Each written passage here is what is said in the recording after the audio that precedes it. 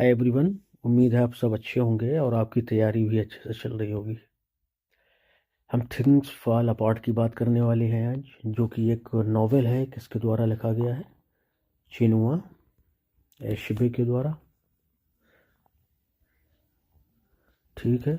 कब पब्लिश हुआ था? 1958 में। बड़ी मुश्किल से पब्लिश हुआ था, क्योंकि अफ्रीकन राइटर और फिर उसमें अफ्रीका के नाइजीरिया की स्टोरी है ना। तो जो वहाँ के पब्लिशर थे वो तो पहले झिझक रहे थे इसको जो है पब्लिश करने में।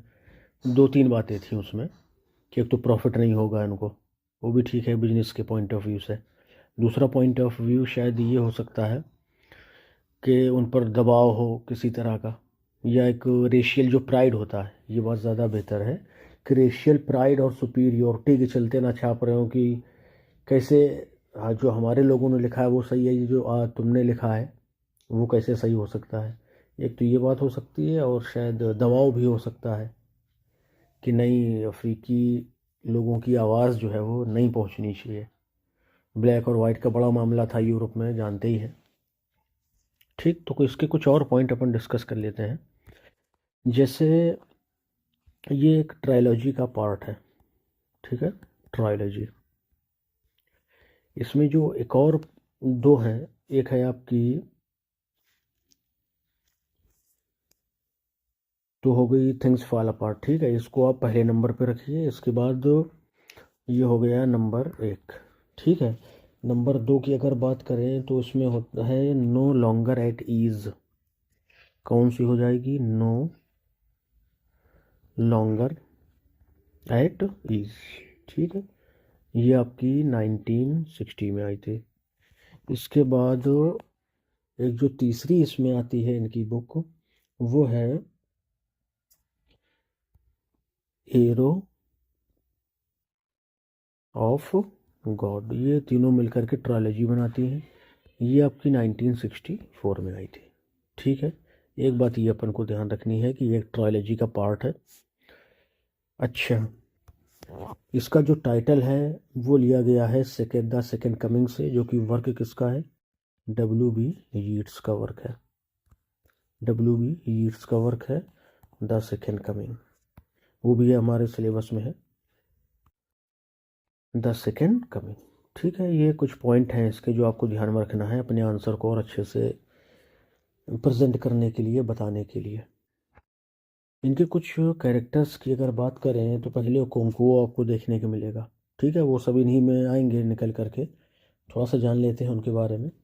ओकोंकुओ मिलेगा, जो कि एक समझिए बढ़िया मैस्कुलिन बॉडी वाला, मैस्कुलर बॉडी वाला एक रेसलर है। और वो इग्बो जो सोसाइटी है या जो ट्राइब है उसमें एक ठीक ठाक अपनी जगह रखता है।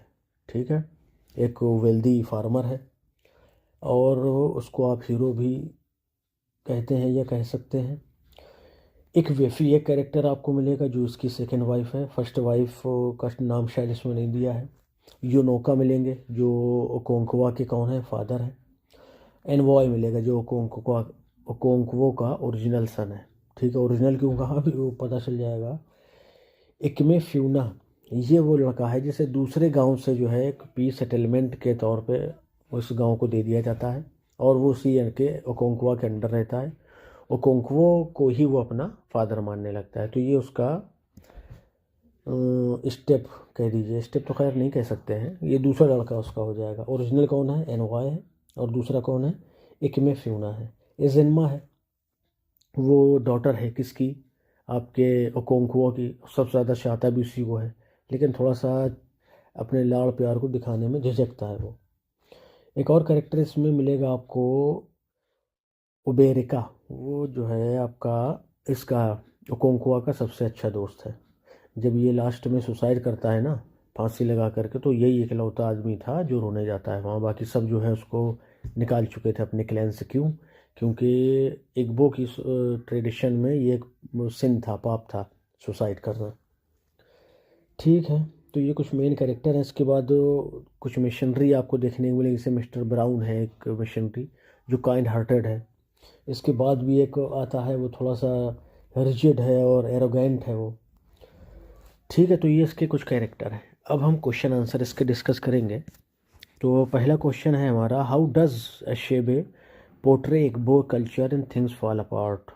एशेबे ने किस तरह से इग्बो कल्चर को अपनी थिंग्स फॉल अपार्ट में दिखाया है। ठीक है, तो इसको हमें एक्सप्रेस करना है। Chinua Achebe's Things Fall Apart is one of the first novels to present African culture. हाँ देखिए, एक बात रहेगी, ये फर्स्ट वर्ड आया तो इसी से कि ये जो नॉवेल है, कौन सी नॉवेल, ये आपकी थिंग्स फॉल अपार्ट, ये चिनुआ अशेबे की पहली नॉवेल है। ठीक है, ये ध्यान रखेंगे।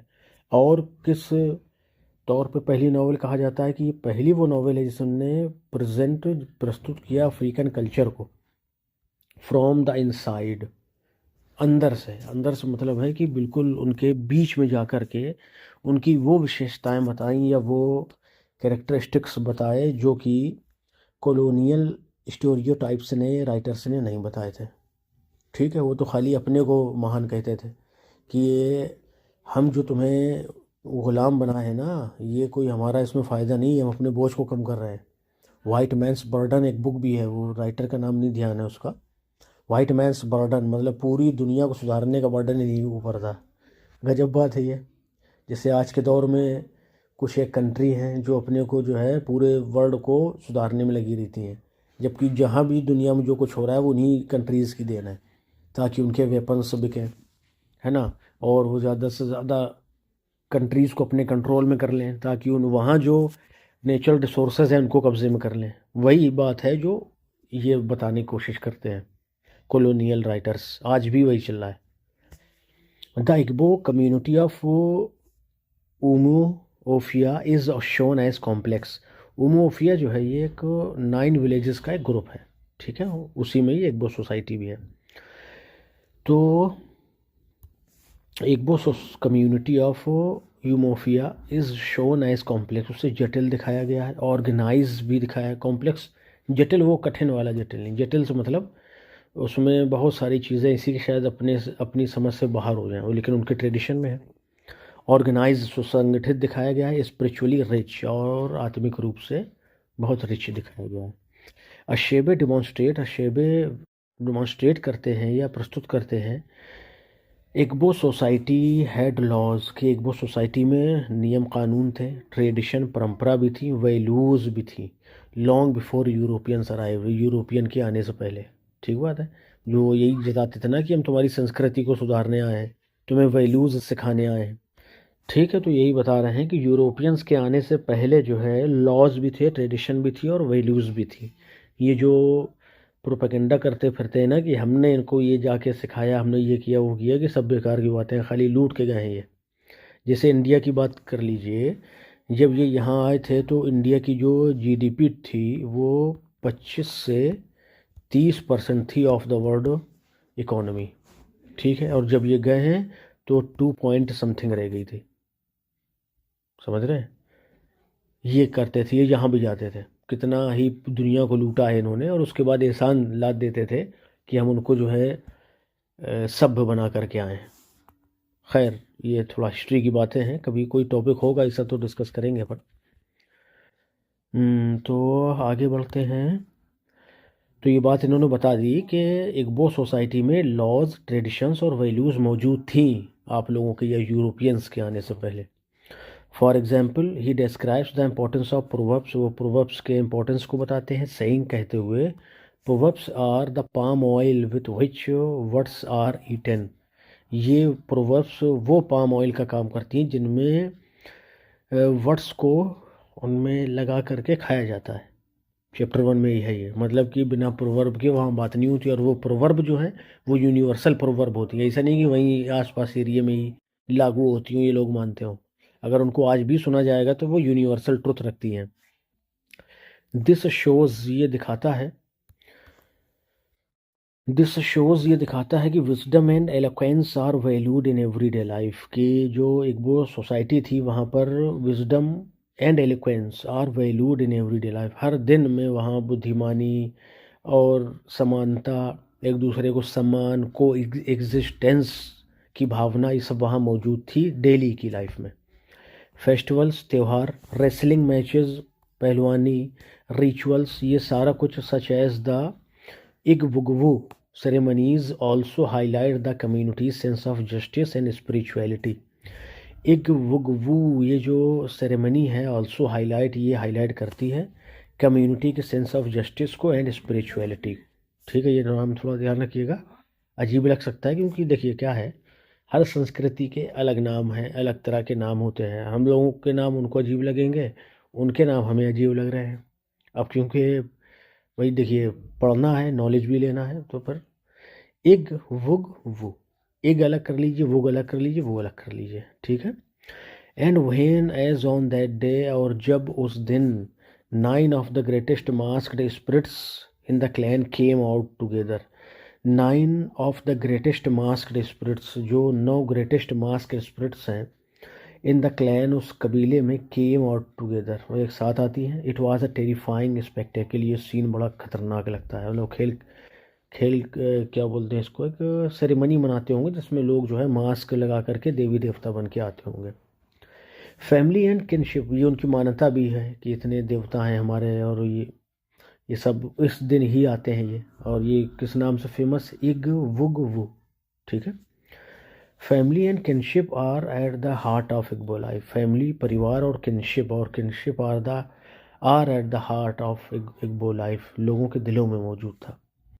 अ मैंस स्ट्रेंथ, एक आदमी की ताकत, इज मेजर्ड, नापी जाती थी, नॉट ओनली बाई वेल्थ, सिर्फ उसकी धन दौलत से नहीं, but also by his ability, बल्कि उस योग्यता से भी कि to support his wives and children, की वो कैसे अपने पति और बच्चों को सपोर्ट कर रहा है। देखिए कितनी बड़ी बात है ये। आपका धन दौलत कुछ नहीं है, आपकी क्वालिटी देखी जाएगी कैरेक्टर में, कि आपने जो आपके साथ बीवी बच्चे हैं, जो आपके डिपेंडेंट हैं, उनको आप कैसे रख रहे हैं, इस बात से उसकी बड़ाई होती थी व्यक्ति की। Titles and respect our earned, titles और जो रेस्पेक्ट है ना, वो कमाया जाता था थ्रू हार्ड वर्क, कठिन परिश्रम से, नॉट इनहेरिटेंस, ना कि इनहेरिटेंस से। द इबो people have a proverb, Igbo होना चाहिए भाई, ठीक है, इसको इग्बो कर लीजिएगा। The Igbo people have a proverb, उनके एक प्रोवर्ब थी, दैट कि व्हेन अ मैन सेज, जब वो एक आदमी कहता है यस इज चाय, सेज यस आल्सो, जब वो हाँ कहता है तो उसकी चाय भी यस कहती है, हाँ कहती है। चाय शायद उसकी अंतरात्मा को आप समझ सकते हैं शायद। चलिए, शेबे आल्सो एक्नॉलेजेस, शेबे ये भी एक्नॉलेज करते हैं द फ्लॉज ऑफ कल्चर, की हर कल्चर में फ्लॉ होते हैं, बिल्कुल माननी जाएगी बात ये, ठीक है ना, हर कल्चर में फ्लॉ होते हैं। Practices such as the killing of Ikemefuna के मारा जाना, ये भी डिस्पाइट हिज इनोसेंस, उसके निर्दोष होने के बावजूद, डिस्टर्ब मॉडर्न रीडर्स, नए रीडर्स को जो है वो डिस्टर्ब कर सकती है बात ये।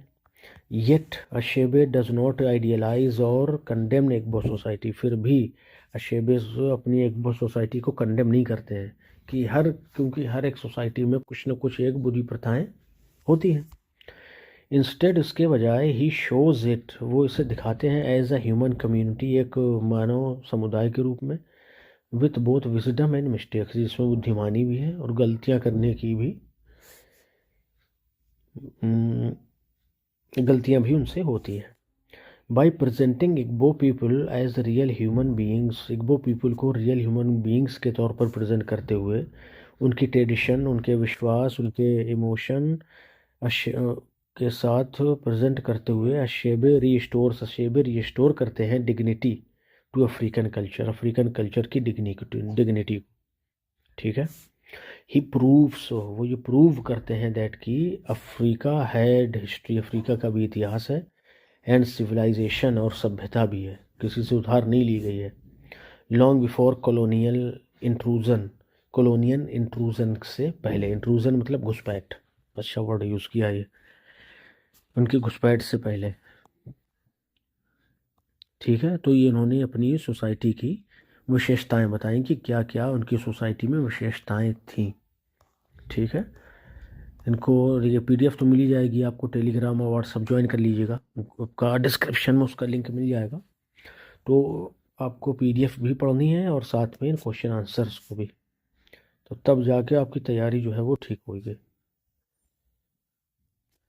नेक्स्ट क्वेश्चन देखेंगे, how is Okonkwo's character shaped by his fear of weakness. कमज़ोरी के डर से, यह कमज़ोरी का जो डर है वो ओकोंक्वा के कैरेक्टर को किस तरह शेप करता है, ये बताना है अपने को। चलिए देखते हैं इसको भी। Okonkwo, the tragic hero of Things Fall Apart, is driven by a deep fear of weakness. वो ग्रसित है डीप फियर ऑफ वीकनेस, कमजोरी के डर से, एंड फेल्योर और असफलता के डर से। हिज फादर, जैसे कि उसके पिता यूनोका थे, बड़े पुअर, गरीब थे, इंडेप्टेड थे और कंसिडर्ड इफेमिनेट, और उन्हें जो है इफेमिनेट माना जाता था, मतलब औरतों जैसा। Determined not to follow the same path, उसने फैसला कर लिया था कि वो अपने पिता के रास्ते पर नहीं चलेगा। Okonkwo builds his life around hard work, उसने अपनी ज़िंदगी बनाई कैसे? हार्ड वर्क के थ्रू, स्ट्रेंथ के थ्रू, एंड मैस्कुलिनिटी के, यानी उसने अपने आप को हार्ड वर्क से, स्ट्रेंथ से और मैस्कुलिनिटी से अच्छा खासा बना लिया। फ्रॉम द स्टार्ट से ही is described as a man of action, उसे मैन ऑफ एक्शन की तरह पेश किया गया है। अ ग्रेट रेसलर, एक महान योद्धा के तौर पर, एंड अ सक्सेसफुल फार्मर, और एक सफल किसान के तौर पर।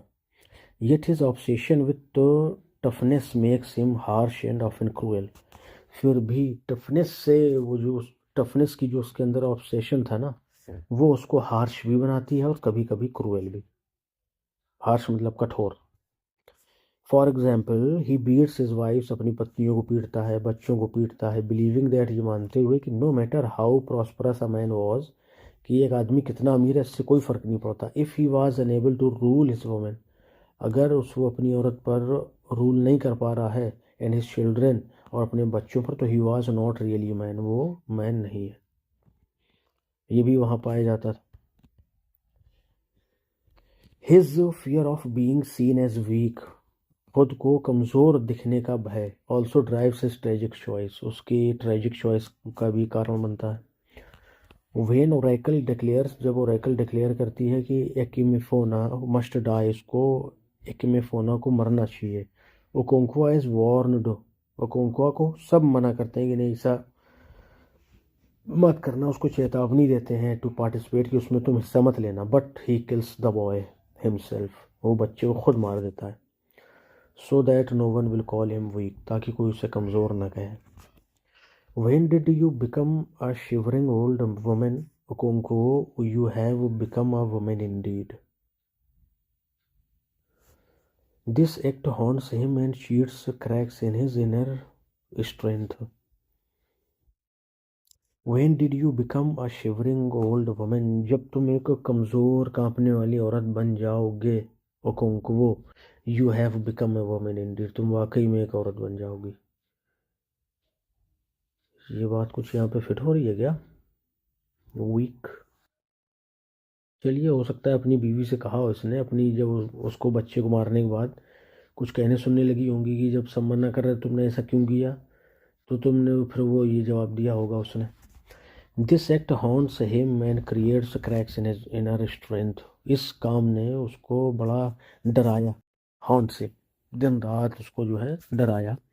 And creates cracks in his inner strength, और उसकी अंदरूनी ताकत को उसमें दरार सी पैदा कर दी, यानी वो कमज़ोर पड़ने लगा इस एक्ट के बाद से। Later when his son Nwoye is attracted to Christianity, जब नवॉय जो है क्रिश्चियनिटी की तरफ अट्रैक्ट हो गया, ओकोंक्वो फील्स बेटरेड, ओकोंक्वो को लगा कि उसे धोखा दिया गया है। ही एंग्रली आस्क, उसने गुस्से से पूछा कि how a flaming fire like himself could have produced cold important ash, कह कि उसकी तरह के जलते हुए ज्वाला से ये कैसी ठंडी राख पैदा हो सकती है। His rigid view of manhood isolates him from his family and community, उसका मैनहुड के प्रति रिजिड व्यू जो था ना, वही उसको उसके परिवार से और उसकी कम्युनिटी से अलग थलग कर देता है। अल्टीमेटली, और आखिरकार, ओकोंक्वास डाउनफॉल कम्स, ओकोंक्वा का डाउनफॉल आता है।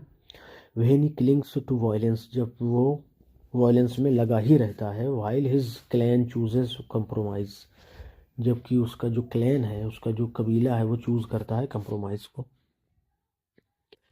ही किल्स अ मैसेंजर, वो एक मैसेंजर को मार देता है, ये फाइनल एक्ट था उसका। टू स्पार्क वॉर, युद्ध छिड़ने के लिए, बट लेकिन when no one joins him, जब कोई उसका साथ नहीं देता, तो he realize he stands alone, तब उसे लगता है कि वो अकेला ही है। Unable to face shame, he commit suicide, वो शेम को, बेइज्जती को बर्दाश्त नहीं कर पाता है और वो सुसाइड कर लेता है। That Igbo culture sees as dishonourable, और इस बात को भी इग्बो कल्चर जो है डिसऑनरेबल मानता था कि एक पाप है, ये नहीं करना चाहिए। ये नहीं करना चाहिए मतलब सुसाइड नहीं करना चाहिए। बुराई के खिलाफ लड़ने की बात नहीं, वो तो बुराई के खिलाफ खड़ा हुआ था, लेकिन अब कबीला ही कंप्रोमाइजिंग मूड में है तो वो क्या करे बेचारा।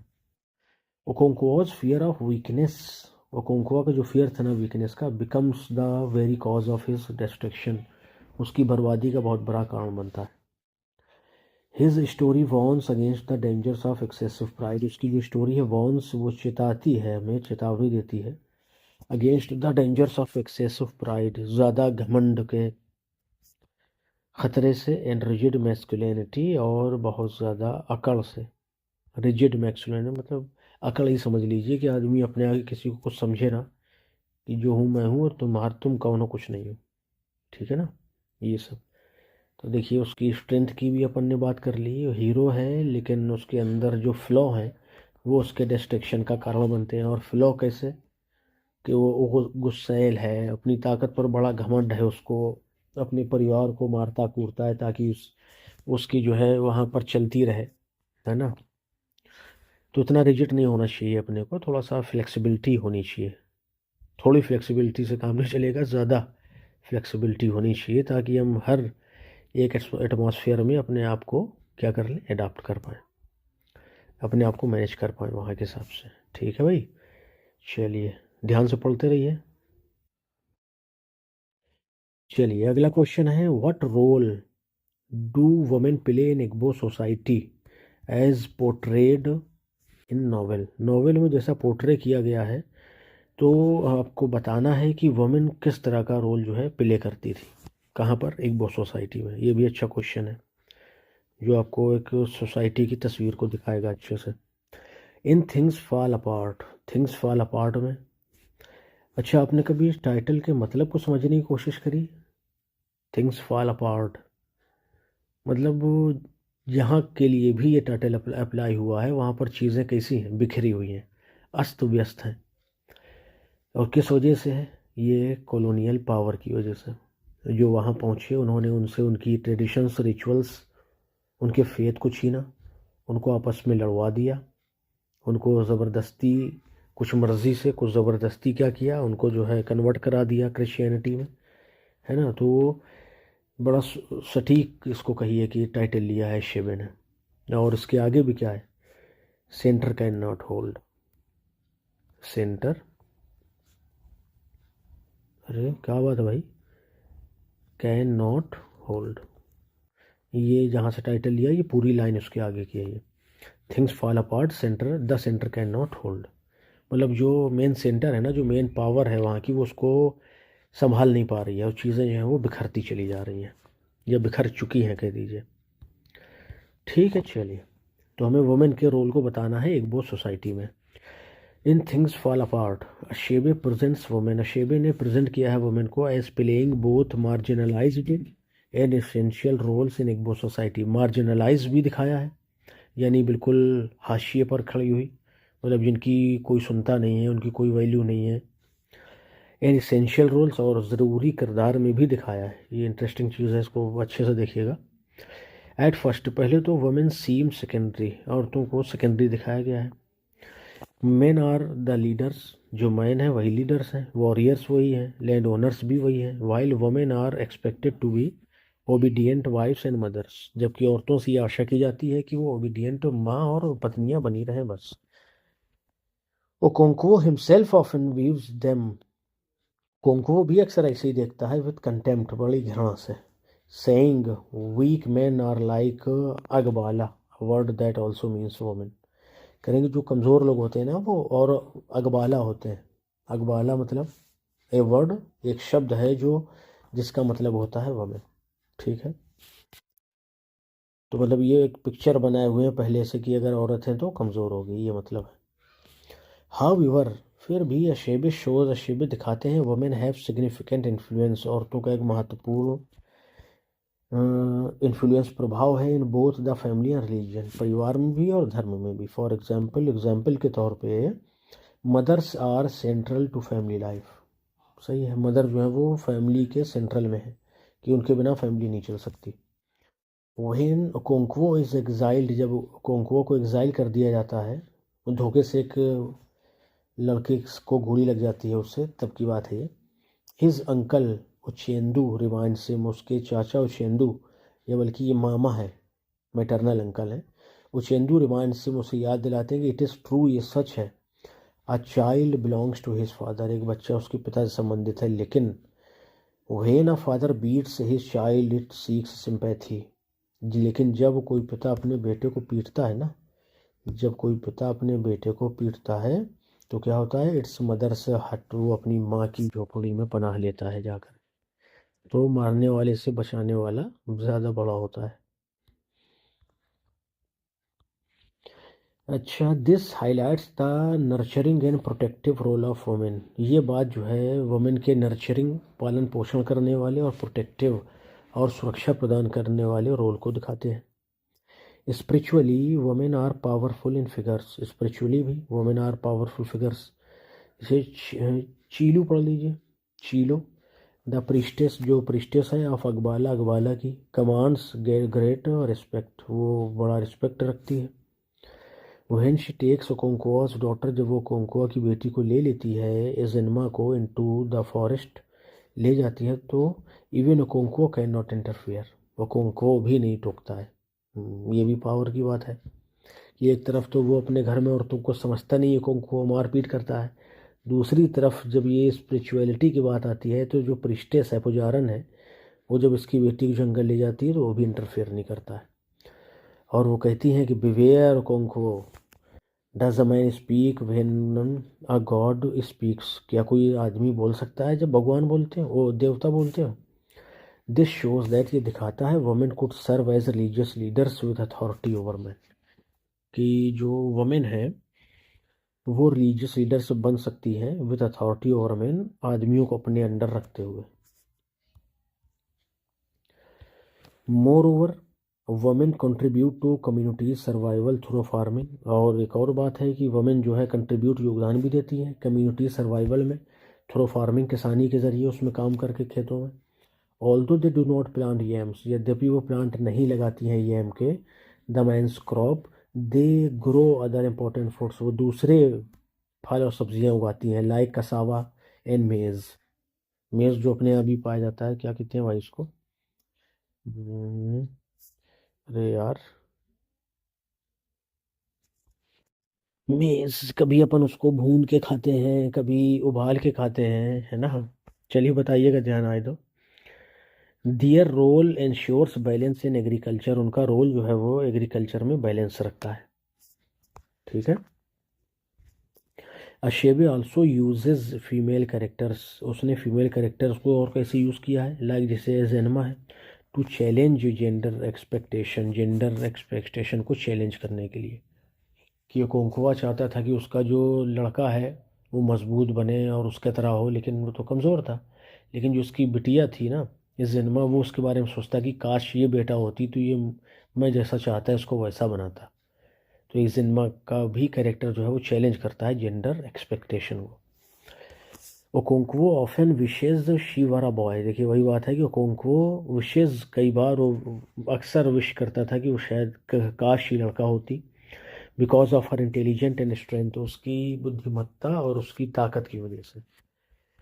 प्रूविंग दैट, जो ये साबित करती है कि women too could embody leadership qualities, की औरतों में भी लीडरशिप की क्वालिटीज़ हो सकती हैं।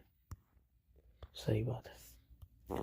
नेक्स्ट देखिए 10, इस प्रकार से while women in Igbo society are often restricted by patriarchy, एक तरफ तो पैट्रियार्की यानी पितृसत्ता के द्वारा औरतों को सोसाइटी में क्या नियंत्रित रखा जाता था, तो अशेबे ने यह भी पोर्ट्रेट किया है एज ए लाइफ गिवर्स, जीवन दायिनी, स्पिरिचुअल लीडर और वॉइसेस ऑफ विजडम, ठीक है। इस तरह दोनों तरह से उन्होंने पेश किया है। Their presence balances the harsh masculinity, उनकी प्रेजेंस जो है हार्श मैस्कुलिनिटी को क्या करती है, बैलेंस करती है। रिप्रेजेंटेड बाय मैन लाइक ओकोंक्वो, ओकोंक्वो को जैसे लोगों के द्वारा जिसे प्रेजेंट किया जाता है। यानी ओकोंको के जैसे लोग जो हार्श मैस्कुलिनिटी को प्रेजेंट करते हैं, इन औरतों की प्रेजेंस जो है उसको क्या करती है, बैलेंस करके चलती है। अगर ये ना हो तो शायद सोसाइटी भी ना रहे। ठीक है भाई। तो ये देखिए हमारे 3 क्वेश्चन हो गए किससे, थिंग्स फॉल अपार्ट के। इसका जो पीडीएफ है वो ऑलरेडी टेलीग्राम में शेयर किया जा चुका है। आपको टेलीग्राम के व्हाट्सएप के लिंक जो है वो डिस्क्रिप्शन में मिल जाएंगे, तो वहाँ से ज्वाइन कर लीजिए और तैयारी में लगे रहिए कि जहाँ भी हमारी ज़रूरत हो तो तुरंत कमेंट करिए कि सर इस टॉपिक में ये दिक्कत आ रही, तो उसको कोशिश की जाएगी कि उसको रिजॉल्व कर दी जाए आपकी प्रॉब्लम। और साथ में आप लोग वीडियोस को लाइक शेयर कर दिया कीजिए, सब्सक्राइब भी करते चलिए। ठीक है, तो ठीक है और कुछ, चलिए मिलते हैं नेक्स्ट वीडियो में। Till then bye bye, thank you.